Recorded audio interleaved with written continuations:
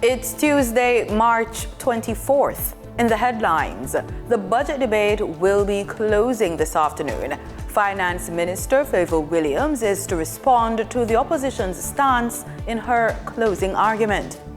In business news, JBDC pushes AI for small businesses.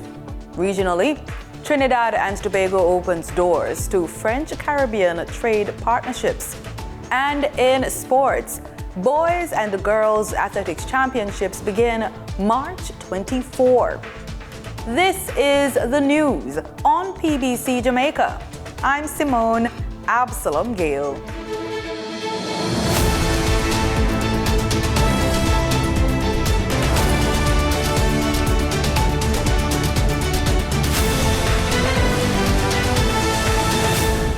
Finance and Public Service Minister Favour Williams will close the 2026-2027 budget debate this afternoon at Gordon House.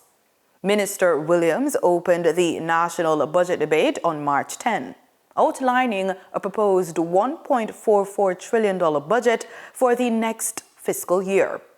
It focuses on infrastructure recovery, national security, education, health, and more. In her closing presentation, Minister Williams is expected to, among other things, respond to the opposition's alternative to the administration's new and renewed revenue measures. Central to the opposition's proposal is the introduction of an electronic invoicing system at Tax Administration Jamaica. The opposition finance spokesman, Julian Robinson, says the government can increase revenue without adding new taxes by strengthening tax compliance and modernizing revenue collection systems. Transactions can go unrecorded, uploads can be incomplete, and there can be a gap between what was earned and what was reported. The electronic invoicing system changes that dynamic fundamentally. Rather than waiting for businesses to upload their records after the fact, the transaction data is captured and transmitted immediately to TAJ automatically at the point of sale. The government is no longer relying on voluntary compliance. The information flows directly and is matched automatically against what has been declared and remitted. Opposition leader Mark Golding is proposing a digital overhaul of Jamaica's tax system. A modern compliance system would automatically link income tax declarations to GCT turnover data, customs import declarations, payroll filings, beneficial ownership records, director compliance histories, and municipal corporation approvals of projects and so on. While acknowledging that excessive sugar consumption is a serious public concern, Mr. Robinson, in his contribution to the debate, suggested the measure may not be the most effective solution, that is, taxing sugary drinks. He has suggested effective implementation of the school nutrition program. If we want to meet the health outcomes, let us start as government with how we formulate the products that are sent to our schools. Yes. And we would have the desired outcome of reducing sugar in the level of sugar that is consumed. The government has argued that the new tax forms part of a broader strategy to address non-communicable diseases linked to high sugar consumption. Speaking to the press, industrial relations specialist and former president of the Jamaica Civil Service Association, O'Neill Grant, said that, as with all budgets, discipline in the execution of the underlying plans will be critical in determining policy success or failure. The government is advancing a $1.44 trillion budget for the 2026-2027 fiscal year, with a strong focus on rebuilding resilience and fiscal discipline following the impact of Hurricane Melissa. The Finance Ministry is set to receive the largest share of allocations, underscoring its central role in managing debt, funding reconstruction efforts, and supporting public sector wages as the country moves to strengthen infrastructure and economic stability. Madam Speaker, We clear roads and replant electric poles that have been scattered by Hurricane Melissa. Tomorrow, we build highways that are climate resilient, promote efficient connectivity, and have underground conduits for electricity grid and telecom networks. Madam Speaker, this is a government that cares. It takes cash to care, and the government has put forward a $1.44 trillion budget for the 2026-2027 fiscal year. The budget outlines recurrent expenditure of $1.34 trillion and capital spending of $99.74 billion. It is funded by tax revenue of $979.36 billion and non-tax revenue of $97.33 billion. The Ministry of Finance and the Public Service continues to receive the lion's share of the recurrent budget, totaling $567.12 billion. It's a significant increase of $76.44 billion over the previous fiscal year. On the capital side, the ministry has been allocated $37.9 billion. Steadfast fiscal management is the mantra driving government action, and that involves debt management. The Finance Ministry is projected to spend approximately $377 billion on debt servicing for 2026-2027, including $210 billion in interest and $167 billion in principal repayments. Another area for careful management is public sector wage adjustments and contingencies. $91.49 billion is set aside for this. Of this, $42.78 billion has been earmarked for new rates and retroactive salary adjustments. This government is indicating that despite the massive disruption of Melissa, totaling US $8.8 billion or 41% of our GDP, and the debt we must take on to rebuild, reconstruct, and build in resilience in our infrastructure as a government, despite all of that, Madam Speaker, we remain committed to the wage offer that this government has put forward to our public sector workers. Health authorities in Westmoreland inspected more than 34,000 premises in February as intensified vector control efforts continue to curb mosquito-borne diseases. But officials say breeding levels remain a concern, despite slight declines in key indices.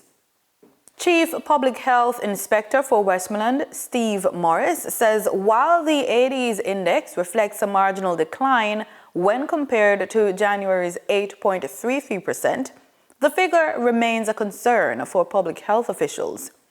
He notes that 10 new fogging machines and a new ultra-low volume unit were secured, increasing the total number of fogging machines to 24, of which 19 are currently operational.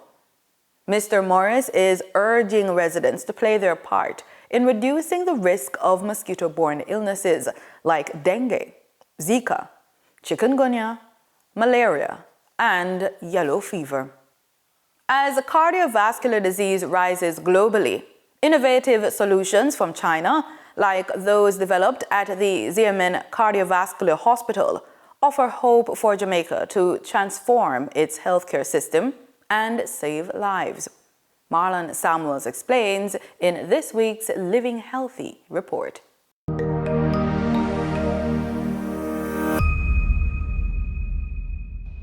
Xiamen Cardiovascular Hospital, located in China, is a world leader in advanced heart and vascular care. It's helping China combat its growing cardiovascular disease burden with cutting-edge technology and innovative treatments. We do a lot of new innovation technique to do a lot of complicated case.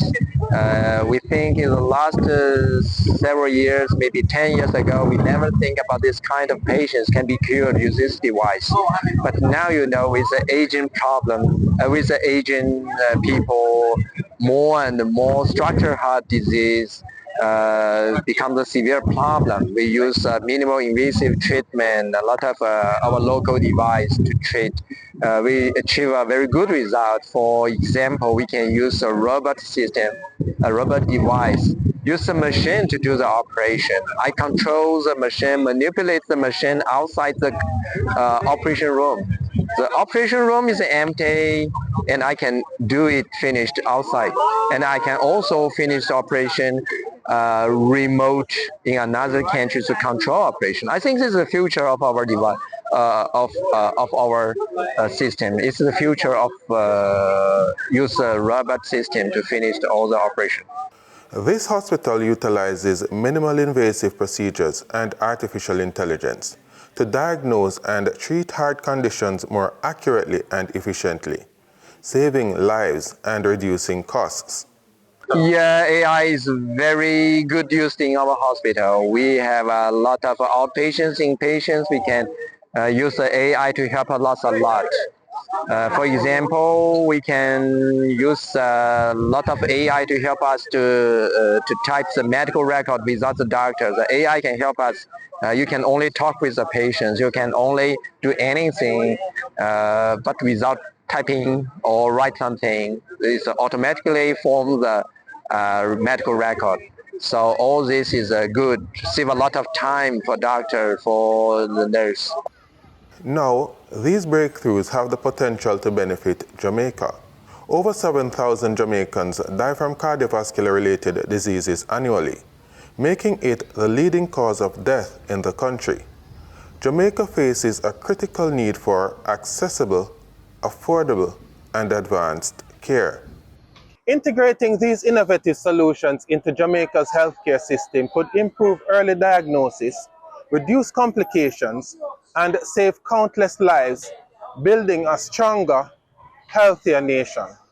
Special interesting case yesterday, we repair his mitral valve and his tricuspid valve.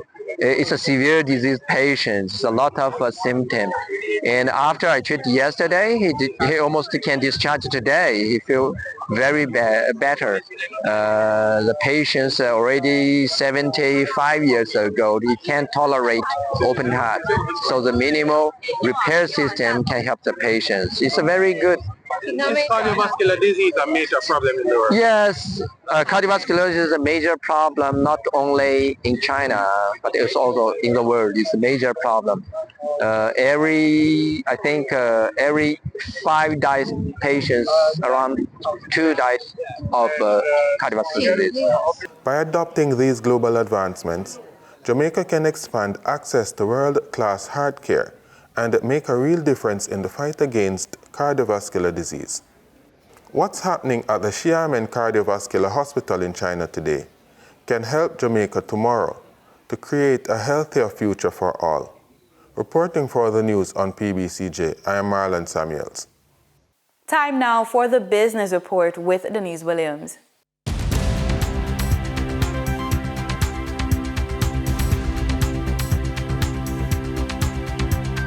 Welcome to today's business report. I'm Denise Williams, bringing you the developments shaping markets, capital access, and business decision-making across Jamaica and the region. Let's get into the stories that matter. Government policy is only as useful as people's ability to act on it. When the government of Jamaica announced in 2019 that 20% of public contracts will be earmarked for small business, it created an opportunity. SBAJ President Garnet Reid said, I quote, when a small business owner walks into our training on March 26 at 1 p.m. at the Exim Bank, we want them to see themselves reflected in the people on stage, not just inspired, but informed, end quote. Attendees will also have access to a free business readiness assessment, enabling them to identify specific gaps in their capacity to pursue government contracts. The event is free and open to the public. The Jamaica Business Development Corporation, JBDC, is encouraging micro and small, medium-sized enterprises, MSMEs, to move beyond basic use of artificial intelligence, AI tools, and begin integrating automation into their core business operations as part of efforts to improve efficiency, responsiveness, and long-term competitiveness. The call comes following the agency's first virtual Biz Zone session for 2026 on March 17, which explored AI for small businesses. Dr. Sean Miller, a computing lecturer at the University of the West Indies, Mona, argued that while AI has become widely accessible, many businesses are not yet using it to its full potential. For the trading period of March 23, 2026, the most actively traded securities were Woodcats International Limited with 5,971,175 units, representing 32.28% of market sales activity.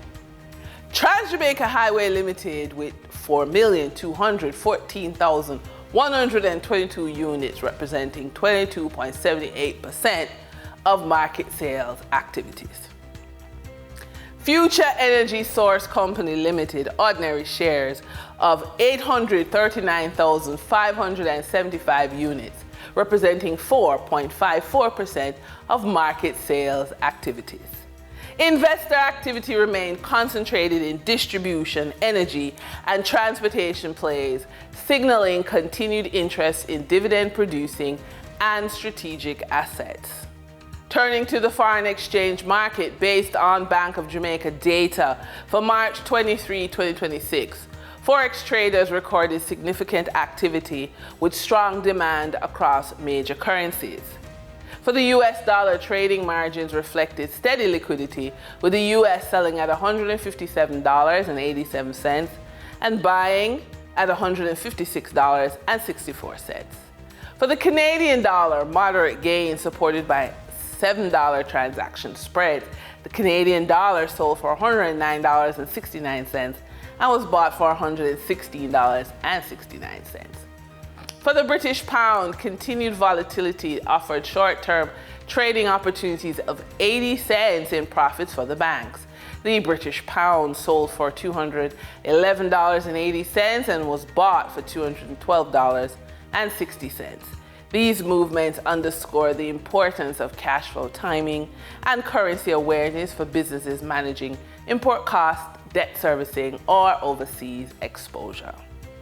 For our credit report tip of the day, the credit report may not be part of the menopause conversation yet, but it should be. Menopause is not just a biological transition. It is a financial inflection point. And while we focus rightfully on wellness, we should be asking, are women financially structured to withstand this transition? Do they have access to capital without stress? Are they building financial systems that can support them when energy, clarity, or capacity fluctuates? Because stability during uncertain periods doesn't happen by accident, it's designed. In our funded and focused feature, in the pathway for entrepreneurial funding, the 90-day cycle of compliance can be made more bearable with AI. So let's unpack what AI does for your compliance foundation of your funding plan for your business. So let's pick on one AI tool. For example, Claude.ai becomes your compliance research assistant and document drafter. So here is, if you can imagine, a practical workflow. So you describe your business structure and current situation to Claude.ai. Claude.ai then helps you identify every gap, missing filings, wrong structure, missing documents. Guess what? The AI tool also drafts the letter, the resolutions, and the correspondence you need. It can also build you a compliance calendar with deadlines specific to your entity type and the jurisdiction where your business is registered. AI can help you prepare the compliance document package that you will attach to every proposal, every grant application, and loan request going forward. And that package typically includes your certificate of incorporation, your TCC, your last 2 years of financials, your business bank statement, your GCT registration, if applicable, and your business registration certificate. When you can produce that package cleanly and quickly, you have crossed the threshold from hustle to operation. So what do you do this week? The first step is an honest audit. Before you can fix anything, you need to know exactly where you stand. Use Claude.ai to walk through this with you. Describe your current setup, ask it to generate a compliance checklist specific to your business type and the types of contracts and funding you are targeting. That checklist becomes your roadmap. And that's today's business report. I'm Denise Williams, bringing clarity to capital, markets, and strategy. Until next time, stay informed, stay intentional, and keep building forward. See you soon.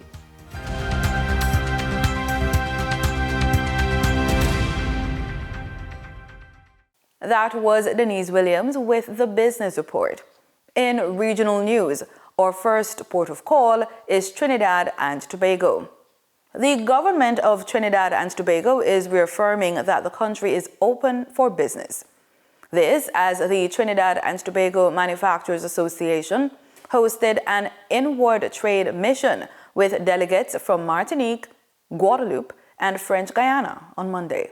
The Doing Business in TNT seminar hosted by the Trinidad and Tobago Manufacturers Association, TTMA, on Monday aims at strengthening economic and cultural ties between Trinidad and Tobago and the French Caribbean. Acting Director of Trade Facilitation at the Ministry of Trade, Investment and Tourism, Neville Alexander, stressed that building strong and reliable trade relationships with reliable partners is key to our development and diversification efforts going forward. We also want to encourage deeper collaboration in services, particularly tourism services. Travel between Trinidad and the islands, such as Martinique, for instance, has been growing. It is our desire to further deepen our engagement in these areas as we seek to develop niches such as yachting, medical, sport, business, and ecotourism areas as potential drivers for the services sector ourselves. President of TTMA Dale Parson emphasized the importance of creating opportunities for entrepreneurs and strengthening support for small and medium enterprises. To empower SMEs, let us focus on the backbone of our economies, small and medium enterprises, by facilitating partnerships and reducing barriers for entrepreneurs. We can create meaningful economic participation. Chief Executive Officer of the National Carnival Committee, Kiba Motley, noted that TNT's Carnival is not just a festival, but a multi-billion-dollar cultural industry with strong global demand and major potential for year-round economic expansion through investment, technology, and strategic partnerships. She said the authenticity of TNT's Carnival places it at a great competitive advantage.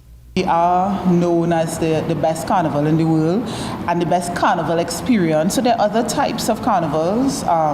So for instance, in Rio, their carnival is more of a show and a performance, whereas anybody can participate in Trinidad and Tobago Carnival, and really and truly that's what makes it unique. Because you could come in and there are no if I were to use a trade phrase, there are no barriers to entry for Trinidad and Tobago Carnival. Anybody can join and participate. The seminar will run from March 23rd to March 27th. Danielle John, TTT News. The government of Guyana on Monday officially launched the revised laws of Guyana, updated to December 31, 2022, along with law reports covering the period 2008 to 2021. Speaking at the event, President Dr. Irfan Ali said clear, modern, and accessible laws are the backbone of a just and orderly society, helping build public trust, ensure fairness, and guide the country through rapid growth and global challenges. The laws of Guyana is part of a much larger infrastructure. It is part of the international frame. And it is in this context that I believe the revision of laws will be a normative process in our life moving forward. A society without laws cannot endure. Without rules to restrain power, authority becomes unchecked.